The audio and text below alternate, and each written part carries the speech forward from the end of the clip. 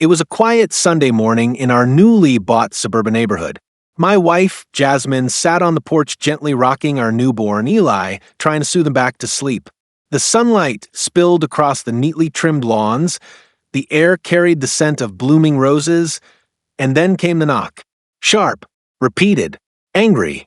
Jasmine looked up, puzzled, and I stood to open the door. There she was, Karen, the self-proclaimed enforcer of the HOA.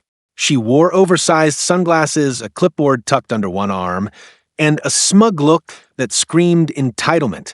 "Your wife needs to surrender the baby immediately," she snapped, not even bothering with hello.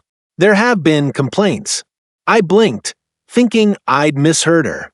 "Complaints?" Jasmine echoed, holding Eli a little closer. "About what?" Karen scoffed. "About your baby's constant crying. We've had 2 noise complaints already.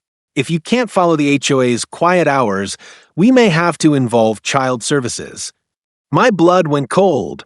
I had spent years in the Navy SEALs, trained to handle hostage rescues, ambushes, and high-stress negotiations, but nothing prepared me for this level of suburban insanity. "You're not taking my son," Jasmine said firmly, standing up with Eli in her arms. "Ma'am, you need to calm down," Karen said, pulling out her phone. "This is a community. We have rules. The baby's cries are disruptive, and you clearly aren't fit to manage him." That's when I stepped forward. "That's enough," I said, my voice low but steady.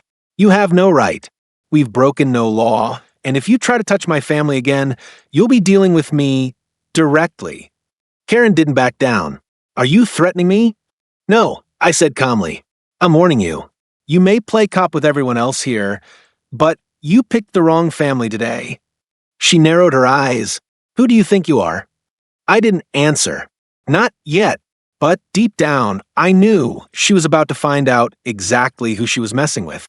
Karen didn't move. She stood there on our porch like she owned it, phone still in hand, thumb hovering over the screen as if she could summon authority with a single press. Jasmine stepped back inside with Eli, cradling him protectively, while I stayed outside, facing the woman who had just threatened to involve child services over the sound of a baby crying. I knew this wasn't just about noise complaints, it was about power. People like Karen didn't care about peace, they cared about control. "I'm calling the HOA board," she sneered, stepping back and snapping a photo of our house like it was some crime scene. "You can't hide behind your military tattoos and scare tactics here. This is a neighborhood, not a battlefield." I took a breath and clenched my jaw. "You're crossing a line. A serious one. You're targeting my wife and child over a completely normal part of parenting." She laughed, a cold, fake sound. "Parenting isn't the issue. The issue is your kind thinking you're above the rules." That's when I realized this wasn't about Eli's crying. It wasn't even about the HOA rules. It was about Karen seeing us as outsiders. Jasmine, with her afro pulled into a bun and soft honey-toned skin, had already told me about the stares from neighbors. And now, Karen's words were starting to show their true color. "You've been warned," she added, turning on her heel and marching back down our driveway like she'd just won a war. I watched her disappear behind the hedges, and something in my gut twisted. This wasn't over. Not by a long shot. Inside, Jasmine sat on the couch, visibly shaken, rocking Eli, who had finally drifted off. "What do we do now?" she whispered. "We document everything," I said. Every word, every visit, every threat. I kissed her forehead and looked down at our son's peaceful face. "She doesn't know who she's messing with, Jazz. I've dealt with warlords more reasonable than her. And if she thinks she can bully us into submission, she's in for the rudest awakening of her HOA life." Jasmine nodded slowly, her strength returning. And in that quiet moment, we both knew Karen had just made a dangerous enemy. 3 days later, the knock came early, too early. Jasmine was in the kitchen warming a bottle for Eli, and I was halfway through my first cup of coffee when it happened. A heavy, deliberate knock. I opened the door to find 2 uniformed security guards wearing badges that read Neighborhood Patrol, though neither had the look of real law enforcement. Behind them, Karen stood smugly, arms crossed like she'd summoned the FBI. "Sir," one of the men began, voice stiff, We've received multiple complaints about ongoing disturbances involving your residence. We're here to do a wellness check." I stared at them. A wellness check? Based on what? A newborn crying.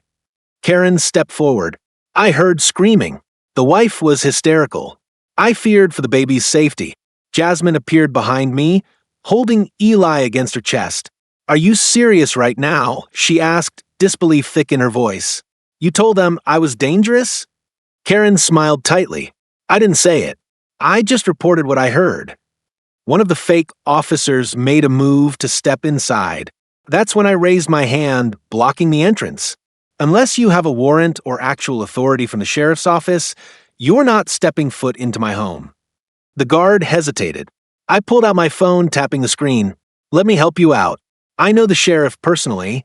Their expressions shifted the moment I mentioned it, especially when I began recording. "You're impersonating officers and attempting to enter a home without legal grounds. That's a felony." Karen's face paled, but she quickly snapped. "They're HOA approved. They're within their rights." I turned to her. "And you just admitted you orchestrated this. I hope you're ready for what comes next."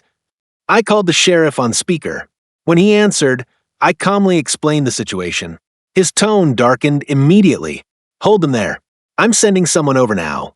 No one impersonates law enforcement in my county." The guards backed off fast, muttering apologies. Karen, on the other hand, looked like she'd just swallowed a brick. I didn't say another word as we waited. Moments later, a real deputy cruiser pulled up. As they questioned the guards and Karen, I glanced at Jasmine and Eli, safe, secure, and finally vindicated. Karen's game had just blown up in her face. Karen's smug expression had completely vanished by the time the deputy started asking for IDs. One of the fake guards stuttered that they worked under the HOA's authority, but the deputy shut that down fast. HOAs don't authorize private citizens to conduct wellness checks. You entered this property under false pretenses. That's attempted unlawful entry and impersonating an officer. Karen interjected, her voice high-pitched now. "I was only trying to protect the child. I had a right to be concerned." The deputy turned to her. "You filed a false report, ma'am. That's a crime, especially when it causes unnecessary dispatch of resources." I watched as she tried to retreat into excuses, claiming she heard crying, that Jasmine was yelling, that she feared abuse. "Do you have any proof?" I asked, stepping forward. "Any footage, audio, or even another witness? Or was this just you assuming things because my wife is black and I'm not?" Her mouth opened and closed like a fish gasping for air. The deputy didn't even wait.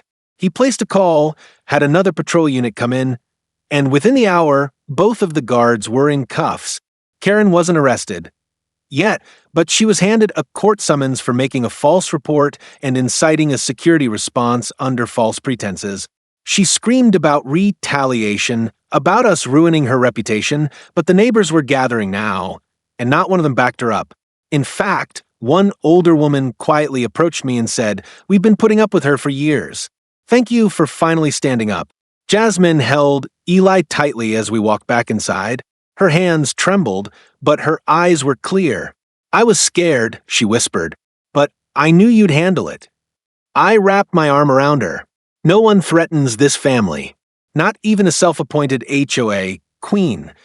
That night, as we rocked Eli to sleep, there was peace for the first time since moving in. But something told me Karen wasn't done yet, and neither was I. 2 weeks later, I stood before the HOA board, not as a man defending his family, but as a Navy SEAL who had gathered more evidence than any of them ever expected. I had documented Karen's false complaints, footage of her trespassing on multiple occasions, and even recordings from other neighbors who'd received similar treatment. I played the audio for the board, Karen instructing the fake guards, mocking my wife's attitude, and calling our newborn a noise violation waiting to happen. Gasps echoed in the room. Some board members looked away in shame. I turned to them calmly. "You allowed her to weaponize this HOA. You turned a blind eye while she harassed families, filed false claims, and even brought in civilians pretending to be law enforcement. One of the members finally spoke, voice low. We weren't aware of how far it had gone. I looked him straight in the eye. Then maybe it's time someone who believes in protecting families, not controlling them, takes a seat at this table. Within minutes, a vote was called. Karen was removed from her position, effective immediately. Her face was beet red as she was escorted out, screaming about lawsuits and conspiracies. I was later asked to serve as a neighborhood security liaison, an offer I declined. I've done enough serving. All I want is peace. As Jasmine and I watched the sun set from our porch that evening, she rested her head on my shoulder. I can't believe it's over.